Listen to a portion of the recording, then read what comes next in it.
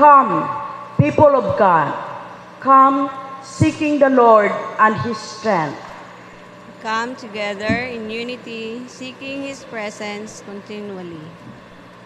Now is the moment to remember the works of God has done. Let us unite our hearts as one body of Christ in giving our praise and glory to His name. We seek the fullness of God's light and His holiness by doing good, loving mercy, and by walking humbly with Him. Open to us, O Lord, the the riches of the glory of your grace in Christ Jesus, and lead us in the way everlasting by the power of the Holy Spirit.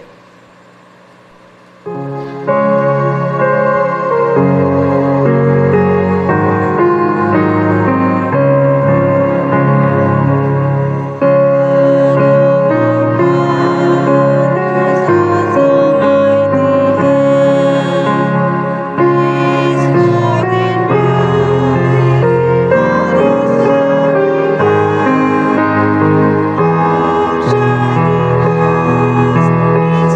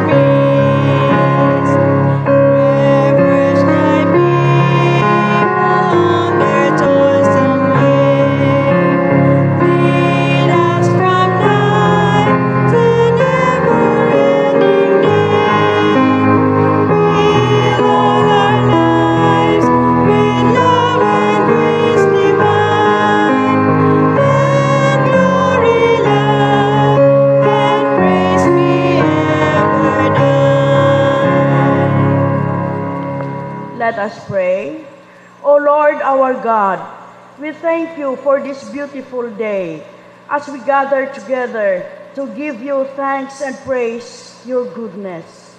We praise your mighty works in our lives and for your wonderful deeds.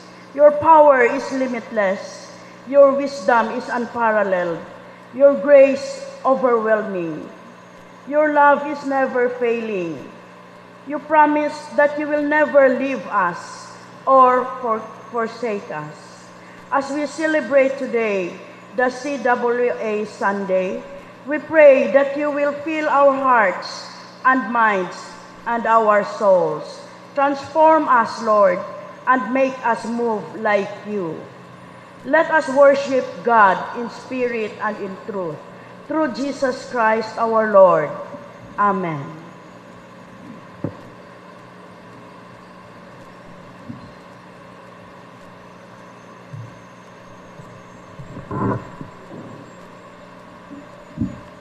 There is no denying that we have failed to fulfill God's will for us.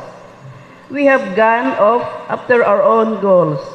We have failed in love, forgotten to be just, and have turned away from God's truth. Let us now come to God and seek His mercy and forgiveness. Prayer of confession. All. We admit, O Lord, that we fall short of your glory. We sincerely repent of our sins and failures. We don't want to run your path, but it is narrow and we leave it often for temptation to roll us. O Lord, may our pilgrimage lead us back into your perfect will, and may we always please you in everything we say and do. Amen.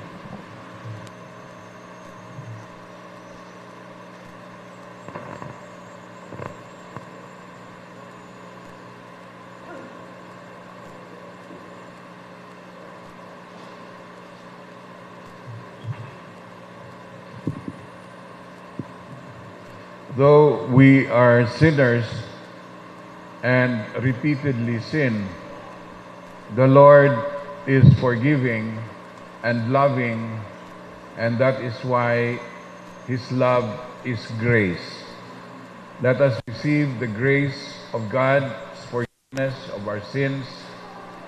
Let us work towards a new person in our lives, person in Jesus Christ in each of our lives.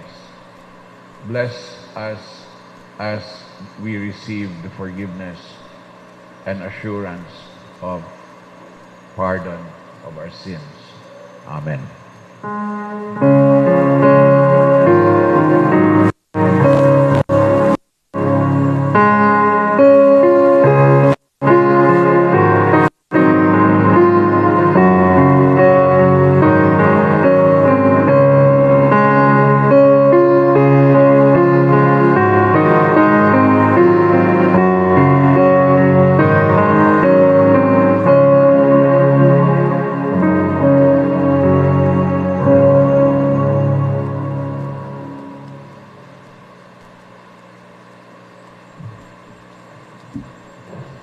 Madyang hinaat ka natong tanan. Maayong buntag, hurot. Malipayon taning adlaw ang atong mga kababayan may dumala sa atong pagsimba. Busa sila karon naka-color red ang atong choir unya. O padayon ta sa atong pagsimba. Human sa itong simba, doon natay fellowship breakfast o ang atong mga membro o ginsakupan sa committee sa Christian Educators, Board of Christian Educators, atong hangyoon sila nga sila ang mutabang sa mga ginikanan pag-aser sa atong mga kabataan. Ihatod nila ngadto kang Pastor Noel ang mga youth o ang atong mga kabataan dinhi sa atong mga Sunday School teacher nga gipanguluhan usab ni Eden Talyedo. So mao ni ang atong pagsimba, ato gyung ipasunod ang atong pagtuo sa atong mga kabataan aron dili ta mawala sa mapa, sumala sa atong retreat tong miaging Bernice, malampuson ang retreat sa expanded council o kuan lang to, unang hugna pa to dito sa Panimalay sa mga De La Cruz o Villalba. Ang atong mga igsuon usab nga mga maestra nagsaulog sa ilang Teachers Day adtong adlaw sa Huwebes. Actually ang ilang pinasidunggan nga mga bisita gikan sa kauluhan sa atong kagamhanan o bibo sila ato pong makita ang atong pagdasig kanila sa pag-greet Happy Teachers Day. Apil sa atong pag-greet niini ang atong mga Sunday School teachers o ang atong mga Bible Studies teachers, no? Kay di man sila sa formal nga kuan institusyon, private o panggobyerno, pero sila pod ang atong mga magtutudlo, nag-umol sa atong mga kabataan. So, Happy Teachers Day sa atong mga Sunday School teachers o sa atong mga Bible Study teachers. Padayon ang atong mga tinguha nga mo lig-on ang atong pundok, ang United Church of Christ in the Philippines, Evangelicals, o nagapangandam ta sa pagpadala sa atong mga delegado dito sa YMCA Dumaguete City aron magpatigayon sa ikaduha nga General Convention. Ubanan nato sila sa pag-ampo, ato pod tabangan sila financially aron ato pong mapakita sa atong mga igsuon sa nakalain-laing lugar ang atong tinguha o kadasig sa pag-regain sa atong local autonomy. Nga ang uban mga kasimbahanan murag na blinded o nahikalimot baka sila sa atong historical heritage nga ang mga pilgrims mihawa dito sa Europe, sa England, libanhin sa Amerika tungod sa ilang tinguha nga local autonomy ang simbahan, dili sila gidumala sa mga obispo o sa mga hari, kundi ang ilang kadumalahan sa paliti sa ilang organisasyon ingon nga iglesia direkta sa Ginoo o ang local congregation mao yun ang locus of the mission, mao na nga evangelical ta.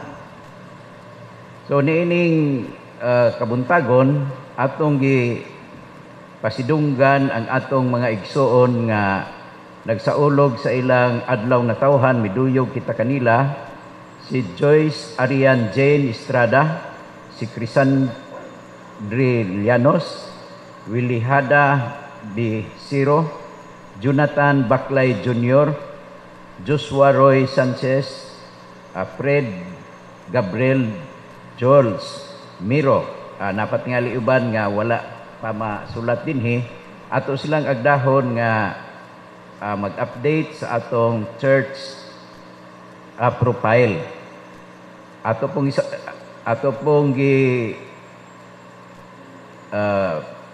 appeal sa pagampo ang atong mga wedding anniversary celebrators. Wala man hinuon sila masulat dinhi, pero tingali wala lang pod ma-update nato. Ato silang awitan og happy birthday og sweeter as the years go by. Sweeter as the years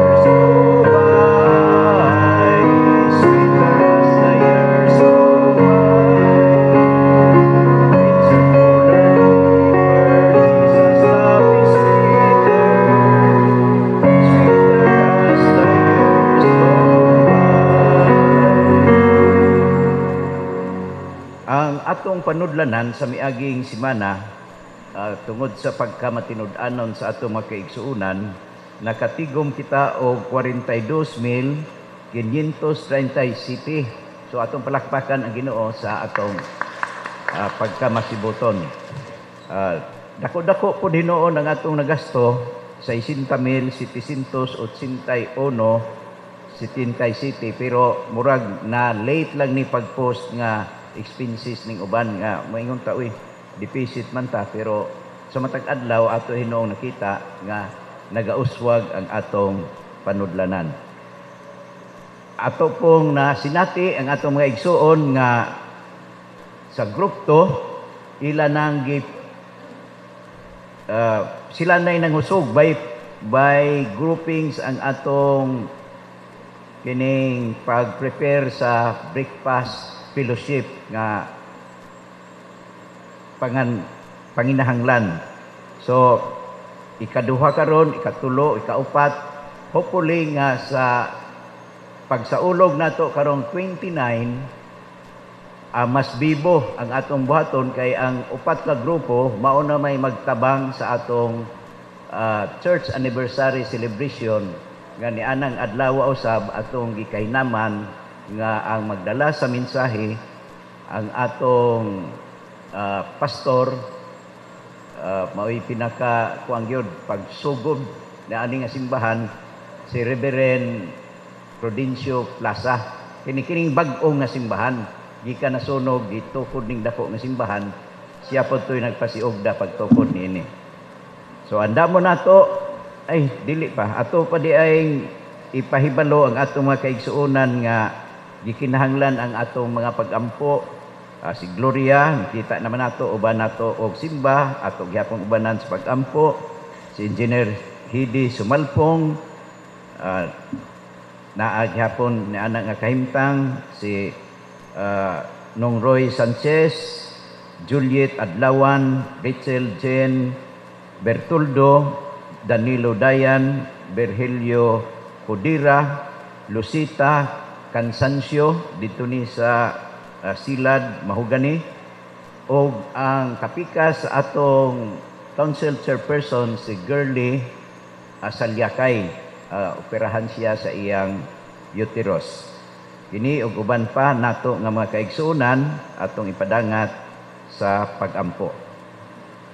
Mag-ampo ta. Dios sa gugma ug kahayag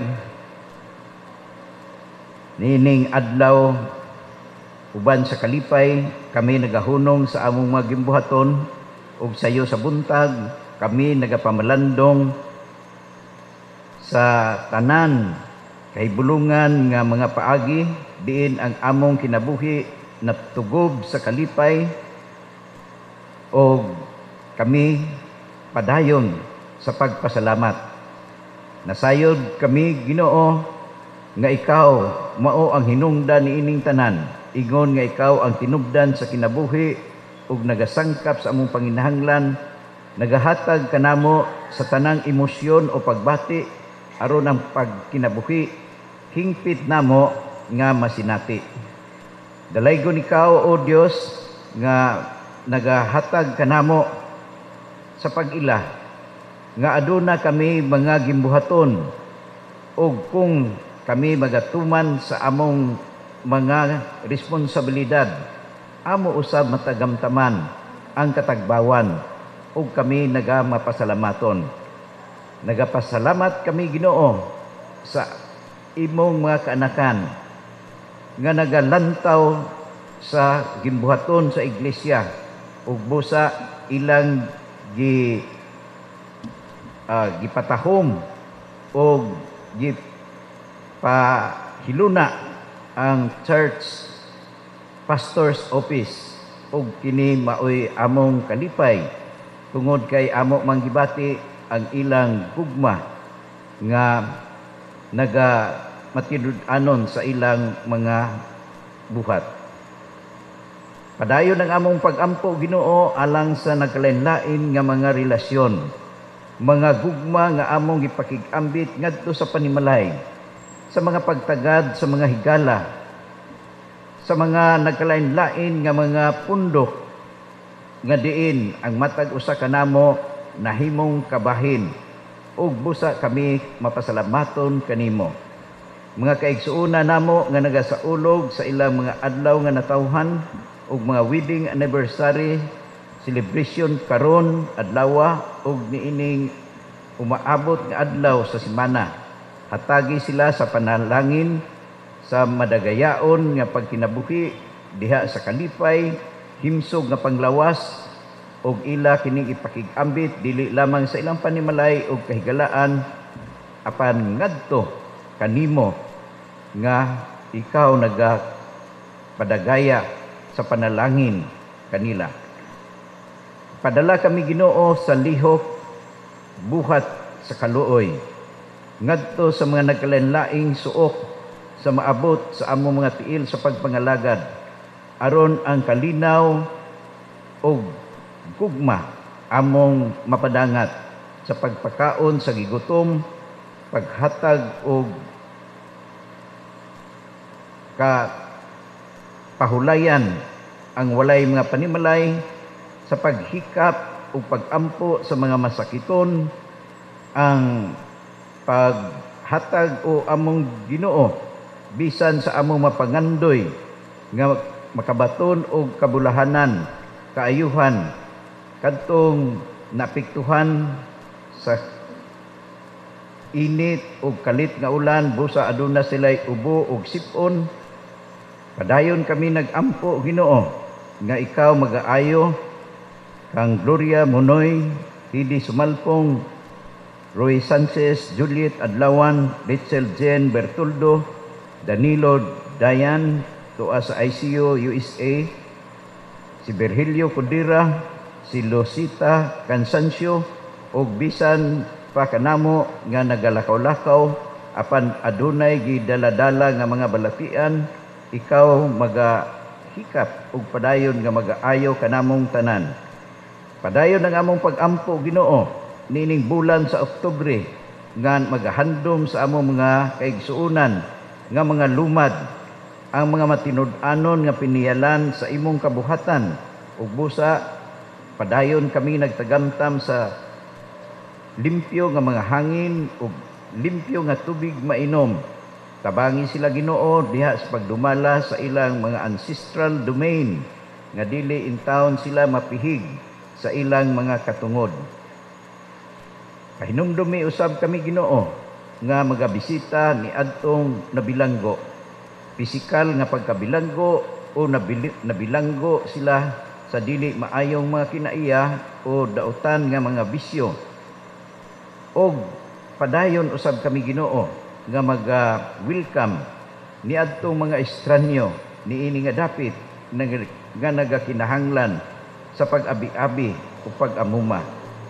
Padayon ang among pag-ila o among Dios nga ikaw maoy nagahatag og dugang kainit sa kinabuhi sa mga senior citizens nga gisaulog ni adtong Bernice ug busa kining imong alagad uban kang Mrs. Asuncion Gayon nga nagarepresentar sa Grab Cani Association, nagamalampuson og nahimong first place sa chess tournament sa mga elderly o sa Scrabble contest.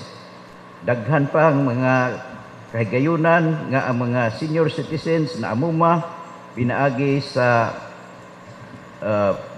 physical check-up ug nakalain-lain nga mga gimbuhaton sa nakalain-laing sektor, sa nakalain-laing barangay. Apan ikaw o among Dios ang nagadasig sa among mga opisyalis nga nagaatiman sa mga elderly. Tabangi kami Ginoo nga dili kami mahilabihan sa kamingaw o kaguol.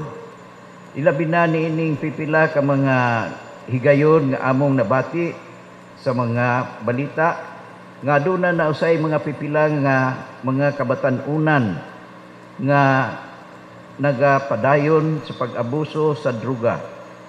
Padayon ang among pag-ampo nga mawala kini Ginoo o makontrol. O among padayon nga pag-ampo nga ang pribilehiyo sa edukasyon dili lamang pribilehiyo sa adunay mga arang-arang nga kahimtang apan mugdangat usab kini alang sa tanan. Padayon kami nagaampo og Ginoo alang sa among nasod sa nakalain-lain nga mga kritikal nga sitwasyon. Atagi og dugang kaalam ang among presidente, ang iyang kabinete, ug ang mga kababayen-an ug kalalakin-an sa Kongreso ug sa Hudikatura nga magapadayon Ginoo ang check and balance ug ang demokrasya magauswag. Padayon kami nagaampo alang sa among mayor niining syudad diha sa iyang panan-awon sa pagpadayon sa pagpauswag sa among syudad ug ang among kwerpo sa kapulisan ug military personnel nga naistasyon sa nagkalain-laing dapit sa kapupud-an nga sila Ginoo luwas uban sa ilang mga panimalay usab ug among tagamtamon Ginoo ang luwas nun nga pagmantala sa imong gugma. Ang among kababayen-an sa tibuok kapupud-an usab nga magaminsahe kanamo nining adlaw. Atagi sila Ginoo sa doble nimo nga espiritu aron among mapati ang maayong balita gikan kanila uban usab sa ilang pagpahimangno sa among mga pagkinabuhi. Dalaygon ikaw o among Dios nga nakadungog, nakabati bisan sa mga pag-ampo nga wa malitok sa katilingban. Sa ngalan sa among Ginoong Hesukristo. Amen.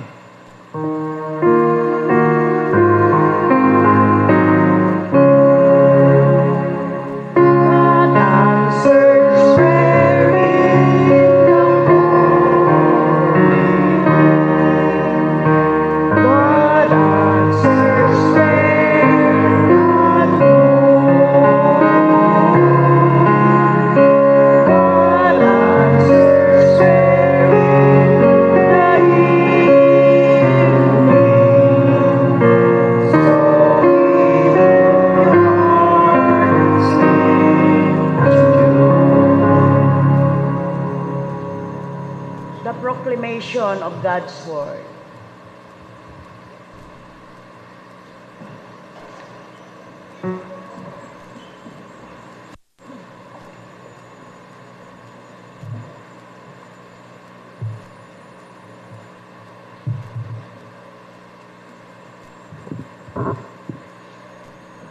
For this morning, we shall be reading from the book of Proverbs, chapter 3, 13 to 18, and from the book of Ruth, chapter 2, 10 to 12. Proverbs 3, 13 to 18. Happy are those who find wisdom, and those who get understanding, for her income is better than silver, and her revenue better than gold. She is more precious than jewels, and nothing you desire can compare with her. Long life is in her right hand, in her left hand riches and honor. Her ways are ways of pleasantness, and all her paths are peace. She is a tree of life to those who lay hold of her. Those who hold her fast are called happy.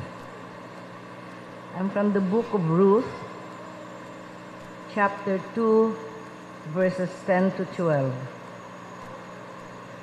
So she fell on her face, bowed down to the ground, and said to him, Why have I found favor in your sight that you take notice of me when I am a foreigner? But Boaz answered her, All that you have done for your mother-in-law since the death of your husband has been fully told me, and how you left your father and mother and your native land and came to a people that you did not know before. May the Lord reward you for your deeds, and may you have a full reward from the Lord, the God of Israel, under whose wings you have come for refuge. May the Lord add blessings for the reading of his word. Let us be seated.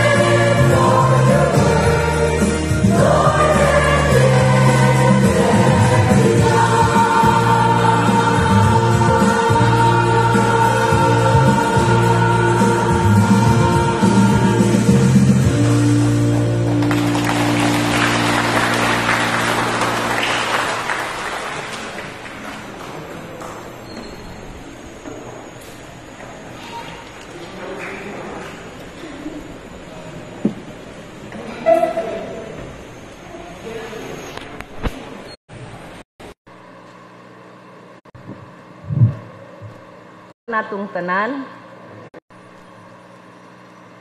Karong adlaw ikaduhang Domingo sa Oktubre, ginasaulog nato ang Christian Women's Association. Sa tanang mga kasimbahanan nga akong naadtuan, labihan yun kaaktibo ang women, ilabi na ang Christian Women's Association. Sa Cagayan de Oro, colorful kayo sila, basta ang ingon aning Domingo ha, very colorful, murag United Nations ang ilang mga bisti. Bisan sa Davao, mao gihapon. Ako mangayo ko og dispensa, wala gyud ko mahibalo nga pula di ay ang isulobo na nag blow na lang ko dinhi. Sunod tuig siguro.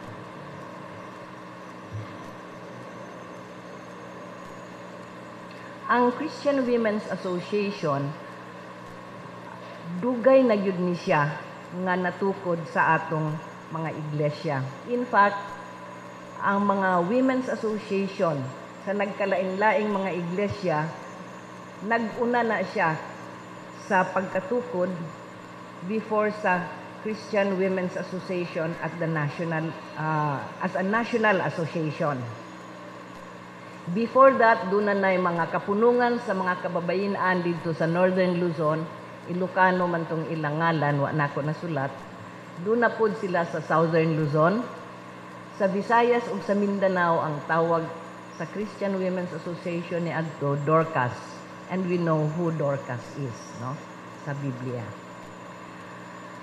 Ni adtong natukod ang United Church of Christ in the Philippines in 1948, wala magdugay, gipahibalo sa bag-ong General Secretary ni adto si Bishop Enrique Subrit-Peña.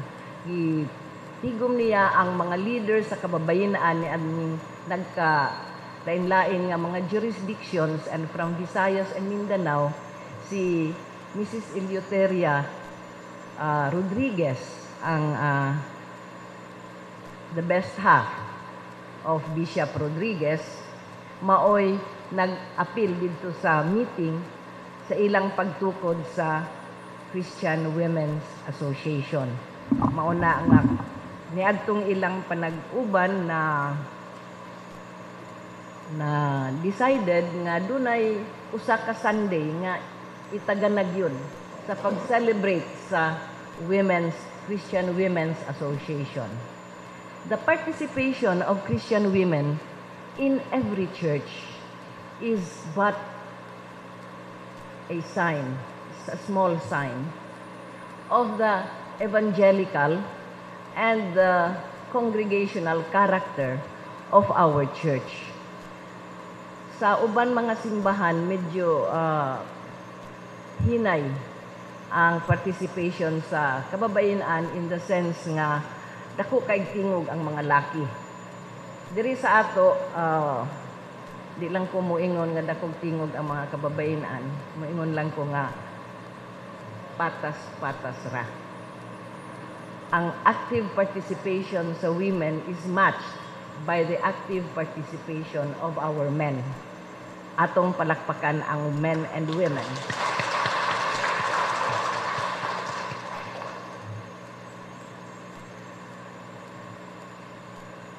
Karon pod nga bulan, ginasaulog nato ang ginatawag og Month for Overseas Filipinos. Og maupod ni ang month rural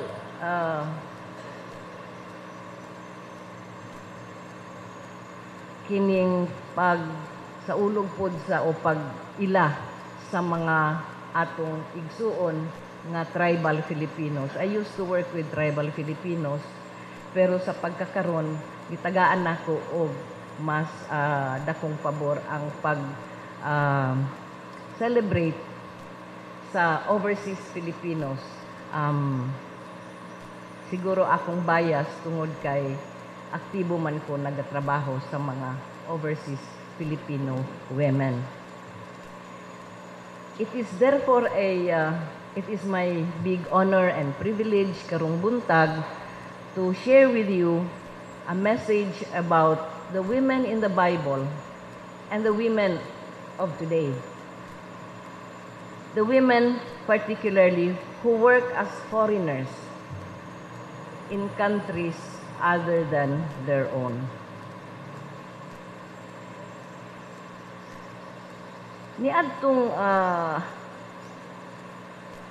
Niadtong nagatubo ko sa sulod sa simbahan, pirmi man mi magbasa og Biblia o mga daghan nga advice akong mother particularly,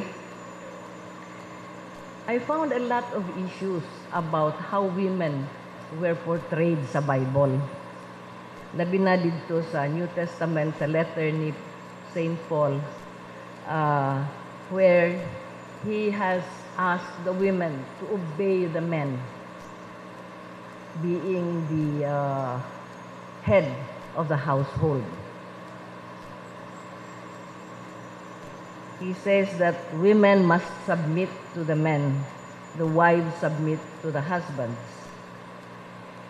Pero sa ngadto-ngadto nga pagbasa, gibawi-bawi ra po ni St. Paul as when he said, husbands, love your wives.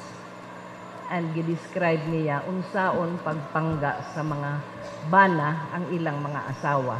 So pagbasa nako, okay ra man po di ay.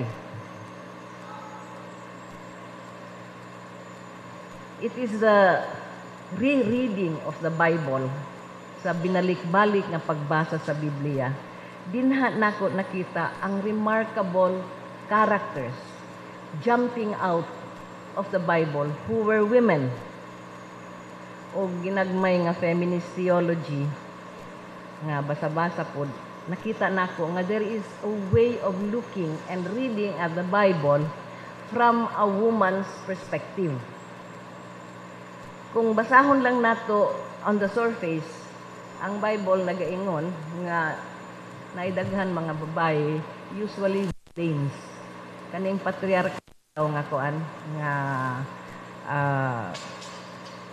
kamutangan, usually mapakita dayon nga ang mga babae kontrabida. Pananglitan si Eve. Ma-remember nato si Eve who tempted Adam. But Eve had more important things that she had done other than eating that forbidden fruit.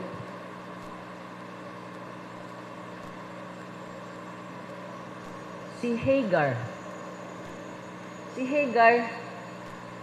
mauni siya ang inunta murag nagkuha sa attraction dinhi sa Genesis, when Hagar became the mother of the son of Abraham, nga si Ishmael. But it was not Hagar's fault. Moingon na po from a patriarchal lens. Og dili to fault ni Hagar, di fault to ni Sarah. So magsige og basol sa kababayenan. Naapagyod katong mga Delilah o mga Jezebel. So, og dautan ang babae nga medyo kiringking gamay, ang tawag sa iya, kung ana siya, si Jezebel na siya, or si Delilah na siya.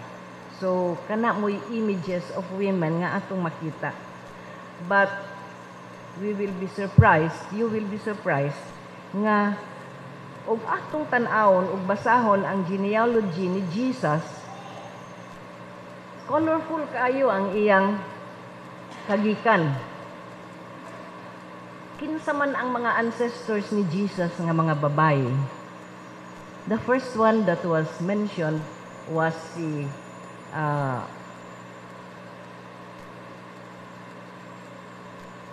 kining babae nga prostitute, si Rahab,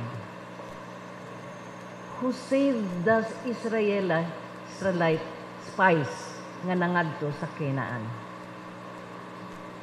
Usa na siya sa ancestors ni Jesus. Si Tamar, ang daughter-in-law ni Judah, nga gihikaw man ni Judah ang iyang duha ka lalaki nga anak, human nga na-widowed si Tamar. So Tamar said, no, I am not going to be cheated out of this position. So finally, nanganak si Tamar, ang iyang amahan, si Judah. So, if you are interested to know more about what happened, then pwede na tayong magbalik basa sa Bible. And I would like to focus on Ruth, the Moabite woman who was a foreigner and went with her mother-in-law, si Naomi, paingon sa Bethlehem. Ruth is a very well-known story. Moingon gani kag where thou goest, I will go. Kabalugyod ta nga si Ruth na. But what are the other qualities of women in the Bible? The women, mind you, were wise as they are today. O wala tay mga kababayan dinhi sa iglesia nato, sa mga iglesia. I don't think our churches would be moving in the direction we are following this time. What we read in Proverbs 3:13 to 18, the persona of wisdom is a woman. Pag-ingon din nga,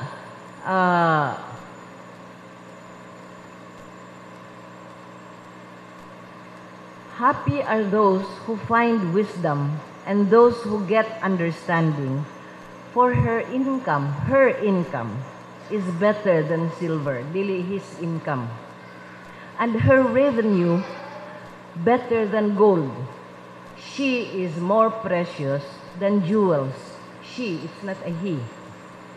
Ug ang ginaistorya dinhi, mao ang characteristic sa Ginoo. So dili nato maingon nga purely ang Ginoo would be the image of a man. Naapod ang image niya as a woman. The women in the Bible were brave. Deborah, kadtong prophetess nga warrior pod, who went to war against Sisera. They are merciful and compassionate, and Mary and Martha's story, we have them. They are persevering. Si Hannah, nga dugay kaayong nag-ampo, nga manganak. And finally, sa nanganak na siya, iyang gipanganak, si Samuel, the first prophet. O loyal and hardworking, mauni si Ruth. The famous Where Thy Goest Ruth was a Moabite woman who went to live with her mother-in-law, who returned to Jerusalem. Una, naminyo siya sa anak ni Elimelech o ni Naomi, nga foreigner dito sa Samaria, sa Moab. Unya, niadto siya sa Jerusalem and she was also a foreigner. But there, because gulang naman po si Naomi, she was the one who earned the bread for both of them. She worked hard to provide for herself and for Naomi. But she was a foreigner who found protection, security, and grace in her new home. She was blessed.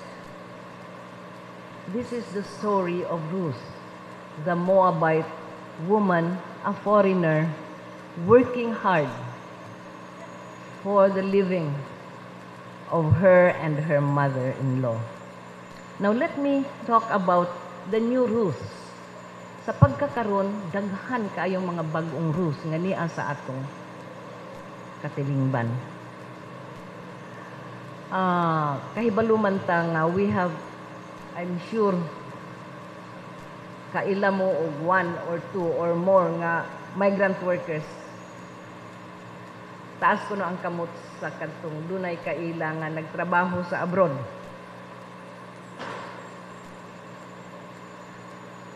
Mama, ig-agaw, amiga, igsuon, etc.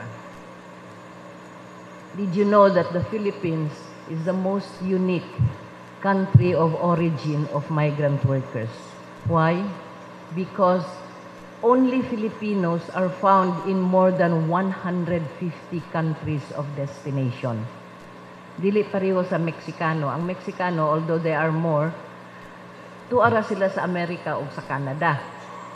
Pero ang Pilipino, gikan dinhi sa Hong Kong, paingon dito sa Indonesia, doon na gani mga Pilipino, paingon sa Middle East, paingon sa mga countries we have not heard before, kining Burkina Faso. Pero karon istoryahan ni mag Burkina Faso, kabalo na yun ang mga tao. Qatar, Kuwait, mga countries that were never heard several decades ago. The second is that Filipinos are employed in almost every type of job. Matud pa, og mukita man lang mas taas kaysa dinhi sa Pinas, sige na, fight na. This is how desperate our migration is. Unsa mang mga trabaho ang gisudlan, they are mostly women. 60.2% of our migrant workers are women, and 43% of those women are domestic workers. Kita ang matud pa sa usa ka newspaper account, kita ang trainers sa domestic workers of the world. Something that we have to think twice nganong mahitabo man na sa ato. Entertainers sila sa nagkalain-laing lugar. Makurat na lang ko one time dito sa Dubai nang imbitar to nga among host nga mag-dinner sa usa ka club. Unya dito murag kadaghanan foreigners. Ang ilang singers mga Pinay who were scantily clad sa usa ka country nga supposedly Muslim. The hospitals of many countries employ the women nurses. Preferred nila ang women nurses, and preferred sa daghan countries ang women caregivers nga Pinay. Nganuman, doon na kunoy TLC ang Pinay. Tender loving care that other nationalities do not have. Og moatiman og anak, murag iya na pong anak. Ug moatiman og elderly, mura na pong iyang mga ginikanan. Ingon ana ka loving ang atong mga Filipino migrant workers. Last year, after COVID, after nga nag-subside na ang kuan sa COVID, we were able to deploy 1.2 million sa overseas. Ug ang gina-target this year is 2 million. This is going back to the number of migrants that we used to deploy before COVID. So bukod yun ang mga daghan nga Pinoy og trabaho sa gawas, labi na karong panahon na. Kinsa maning mga OFW? What drives them to leave the comfort of home and community, to leave their homeland for a destination that they scarcely know, to work for people with strange ways and culture? Dito sa tuan, sa Saudi, na priso intaw ng usa ka Pinay. Tungod kay nag-shopping sila uban sa iyang amo, unya kay kinilaging takluban tanan ang tuan, ang naong, unya naapag yo'y muskitero sa mata. Pagbuhi niya sa iyang amo, lain ang iyang nagunitan pagkasunod, ug lalaki man. Gidakop sila sa religious police. So, napriso yung tao, nakagawas ra hinoon. Sila kini ang mga OFW nga adunay pangandoy nga muuswag sa kinabuhi. They are those who are in dire need of income for medical needs of their parents or their children or education for their children. They are those who have hopes for a better future for their children. Dili na sa ilang kaugalingon, sa ila na lang mga anak. Ug ang nakapait usahay kay ang mga anak nagsaligyod nga i-provide sa ilang mama kung unsay ilang kinahanglan dito sa sa Singapore. Ingala ko nga shopping ang grabe ang shopping sa usak Pinay. Sa man imong ipamalit nga mga mahalon man. Siya magdebut ng gud akong anak. Magdebut unsa may himuon? Magparty og pila na 18 ka unsa ni nga magsayaw og rigodon di honor. Ingon ko na unsa naman hinuon ni nga ni aka dinhi nga KK unya tuwa ang imong anak magdebut. So ingon ana nga disjointed ang dreams. Kanang KK di ay by the way is kuskus kubeta ang tawag ana. Kami mga KK mi. Sila mga piano. Ang KK kuskus kubeta, ang piano kaning mga naa sa technical. Ang piano sila. They are those kaning mga migrant workers mga gidemand sa mga countries of destination. Pirmi na lang tamuingon nga kita mo'y nanginahanglan og trabaho. Pero ang destination country sa pagkatinuod lang nanginahanglan sa ato. But the value that they give to our migrant women is so pitiful nga mas maayo pang dinhi na lang unta. But they leave the country because there are no decent jobs for them. If there are jobs, the salary is measly, dili makaigo og healthy food and decent housing. So ingon ana ang kahimtang nato dinhi sa atong nasod. Unsa may atong sulbad niini? Nga ang atong remittances mo abot man og $38 billion annually. Asa man nagapaingon?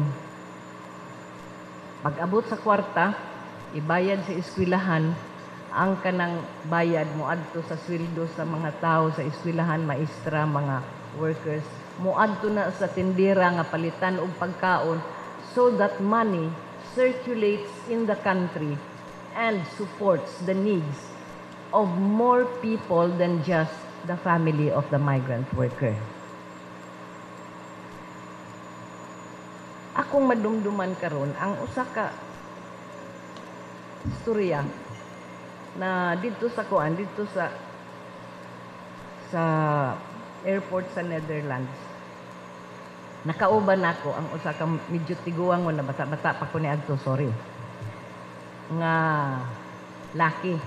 Ingon day, ma'am, trabaho man day ka sa mga migrant workers. Inko, inay siya nga, ma'am, programaha gani ninyo unsaon pagpauli sa atong kababayenan. Inko nga namang problemahon man nimo nga nanginubuhi man in town na sila. Kay ma'am, maulaw nagyud ko nga every port that we went, women were there waiting to entertain our seafarers. Wherever I went, Alexandria, Kaohsiung, Hong Kong, Malacca, Hamburg, tuwa ang mga Pinay. Dili bata angay maulaw ni ana. So usa ka adlaw, paingon mi sa Reykjavik. Ingnan ta ka ma'am, ingon ako sa Pilipinas wa pagyud ni madunggi ning Reykjavik, kay balukag asa na. Iceland na, duol na sa North Pole. Sigurado ko way Pinay dito. So tulog ko anang gabi, hinanok, pagmata nako sa buntag ang una na akong nakitaan ang Pinay nga tuwa nag-akbay-akbay nasa kapitan. Ingnan ta ka ma'am, paulian na ng mga Pinay. Kay ang among barko mo abot pa nas bulan, to ay Pinay didto. So ingon ana ang kahimtang nga atong makita sa mga migrant workers. Though we consider them the new heroes, yes, they are, but what do they have or what do they have to do in exchange? they have lost dignity in many ways. And those who cling to some dignity have to pay a price, a very high price for it. Sara Balabagan paid for her dignity, and that was the price that she paid. And there are many more, and we know all the stories og atong basahon lang o matita dinha sa YouTube. Mao kana nga gipaning kamutan sa mga migrant women dinhi sa Hong Kong unsa may himuon. And they came up with a program nga gitawag og Migrant Savings for Alternative Investments, or in short, Save and Invest. Sila mismo, og I am happy to share with you nga kini nga mga kababayenan nga domestic workers sa Hong Kong came from the different churches. Dunay mga UCCP members gikan sa Laguna, dunay mga members sa Lutheran Church nga mga kababayenan, and they were able to come together and develop this program of Save and Invest.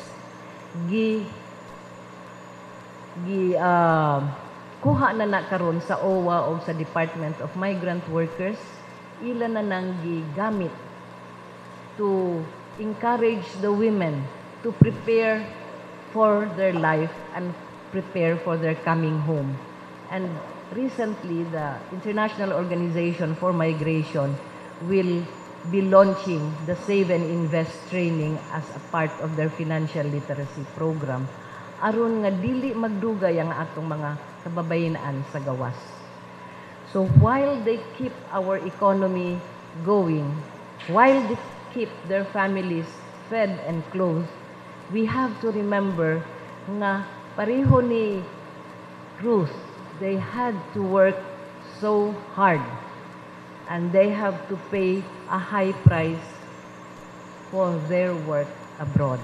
Atong hinumduman nga ang atong mga migrant women, ato na silang mamit dinhi every day. Kanang ginatawag og ex-abroad. Mauna sila ang atong hatagan pod karong Domingo o pasidungog sa ilang paghatag o contribution sa atong nasod.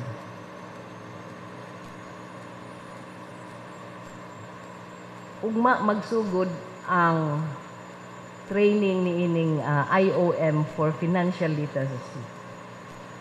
And this morning, let us put our hopes and trust that like Ruth, God in all His wisdom will show us the way and we will find refuge in this kind of situation. Daghang salamat o panalanginan kita sa Ginoo.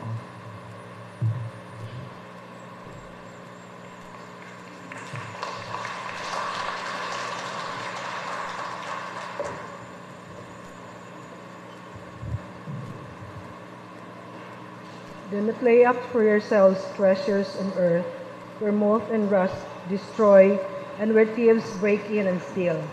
But lay up for yourselves treasures in heaven, where moth and rust destroys, and where thieves do not break in. Let us now bring our offerings to the Lord.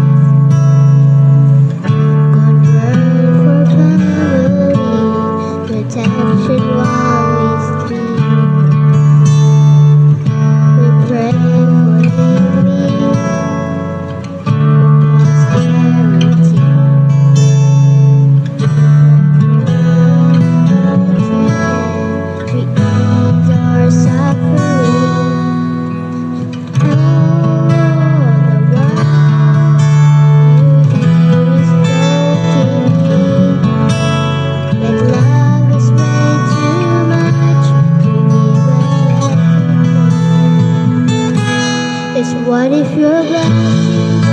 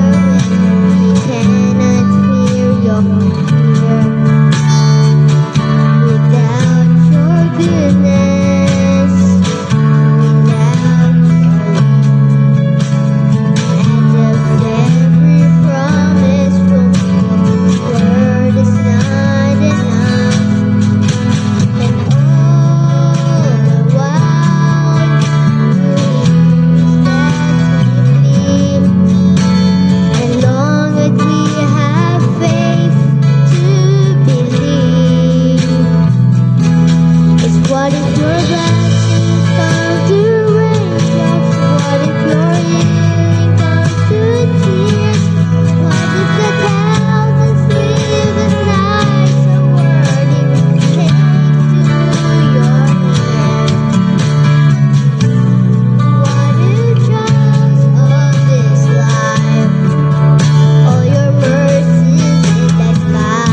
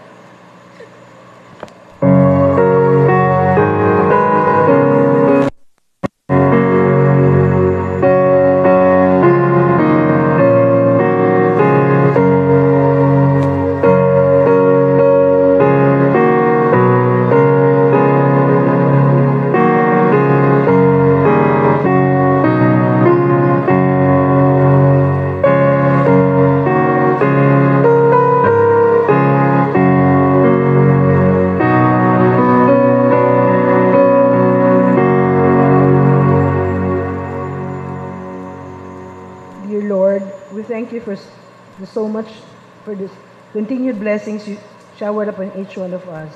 Despite our weaknesses and sinfulness, you remain faithful to us.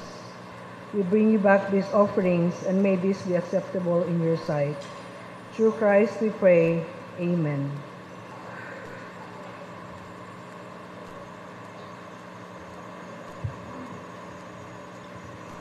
As we sing the hymn of commitment, may we request all the women to come forward.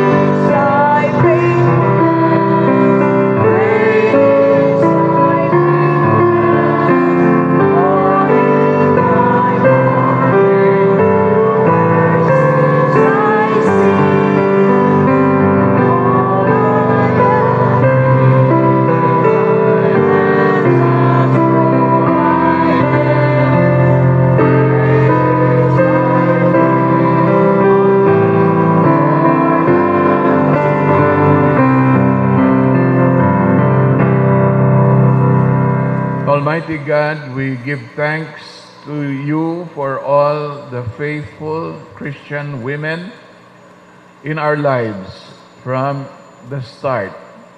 They have led in wisdom and faithfulness in service to you, and we have offered this service, O Lord, to recognize the importance and significance of women in the life of the body of Christ. Bless all these women, O Lord, as they serve you. May your power and your glory be reflected in each of their hearts, so that their thoughts, their actions, the words reflect the glory of God in this world.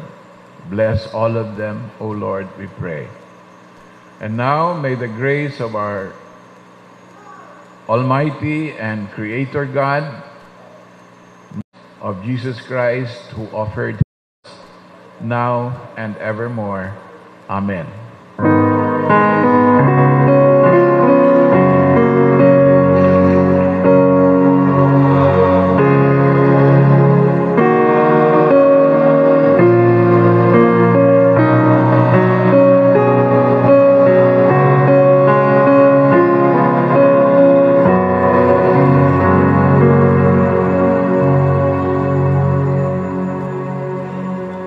Requesting the women to come forward for picture taking.